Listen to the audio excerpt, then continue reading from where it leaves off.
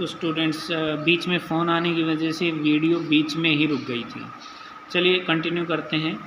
ये था कि there is no physical quantity which has dimensions but no units, यानी इस बात पे ध्यान देना है, ऐसी क्वांटिटी है जिसकी यूनिट हो पर डायमेंशंस ना हो, पर ऐसी कोई क्वांटिटी नहीं है जिसके डायमेंशंस हों पर यूनिट ना हो। ठीक है, इस पे ध्यान देंगे आप। नेक्स्ट क्वांटिटी हमारे पास वेव लेंथ, वेव द्वारा तय की गई दूरी होती है वेव लेंथ। तो डायमेंशन फार्मूला वेव लेंथ है वो डिस्टेंस के बराबर होगा, यानी L होगा तो m0 L1 T0।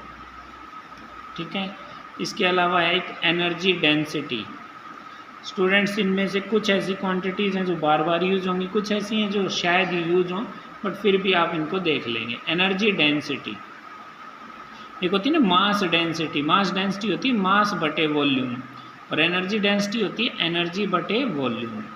तो dimension formula of energy density हो जाएगा एनर्जी का m1 L2 T-2 और वॉल्यूम का L3।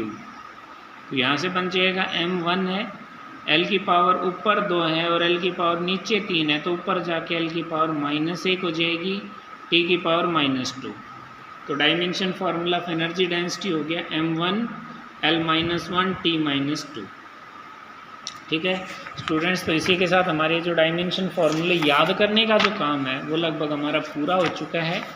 इसके बाद एक पॉइंट मैं आपको यहाँ पे नोट करवा रहा हूँ, समझा रहा हूँ, उसको नोट करेंगे तो कई चीज़ों में फ़ायदा होगा। देखें, ये कहता है कि in dimensions magnitude of the quantity is not considered. जब हम डायमेंशंस लिखते हैं तो उस क्वांटिटी का मैग्नीट्यूड यानी उसका मान कितना है ये बिल्कुल भी कंसीडर नहीं किया जाता है। ये फ़र्क नहीं पड़ता कि कोई वैल्यू है वो कम है ज़्यादा है, ये कोई फ़र्क नहीं पड़ेगा। So change in value, initial value, final value of the quantity have the same dimensions as that of the given quantity. यानी ये कहना चाहता है क्योंकि डायमेंशन लिखते हुए क्वांटिटी का मैग्नीट्यूड ध्यान में नहीं रखा जाता है, इसलिए जो डायमेंशन फार्मूला किसी क्वांटिटी का होता है वही डायमेंशन फार्मूला उसकी चेंज में होता है। जैसे चेंज इन मास हो तो मास का ही होगा, चेंज इन वेलोसिटी तो वेलोसिटी का ही होगा, इनिशियल वैल्यू मतलब शुरुआती मान हो चाहे फाइनल वैल्यू हो उसकी वो सेम होगा। तो मैं अगर आपसे पूछूं वेलोसिटी का बताओ, इनिशियल वेलोसिटी का बताओ, फाइनल वेलोसिटी का बताओ या चेंज इन वेलोसिटी का बताओ, तो वही डायमेंशन फार्मूला होगा जो वेलोसिटी का होगा।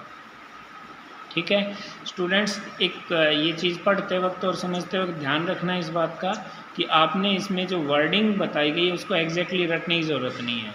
ये समझ लीजिए कि पेपर पॉइंट ऑफ व्यू से इम्पोर्टेंट आपके लिए ये है कि आपको किसी फिजिकल क्वांटिटी का नाम दिया जाएगा, या तो इस तरह से क्वेश्चन होंगे जैसे what is the dimension formula force, तो आपको डायमेंशन फार्मूला लिखना होगा फोर्स का। या आपसे इस तरह के क्वेश्चन भी पूछ सकते हैं जैसे मैंने आपसे बात की कि विच फिजिकल क्वांटिटी, जैसे दे दिया मान लो which physical quantity has the same dimension as that of impulse, या ऐसे पूछ लें which quantity has units but no dimensions, तो आंसर हो गया एंगल। तो इस तरह से इन चीज़ों को दिमाग में रखते हुए आप ये वीडियो अच्छे से देखेंगे, और जब भी कोई डाउट हो तो आप वीडियो देख सकते हैं। साथ में अपनी नोटबुक में ज़रूर लिखेंगे, फेयर नोटबुक में लिखेंगे इनको सारी चीज़ों को, और साथ साथ में इनकी प्रैक्टिस भी करेंगे, लिख कर भी देखेंगे। ठीक है, हैव ए नाइस डे।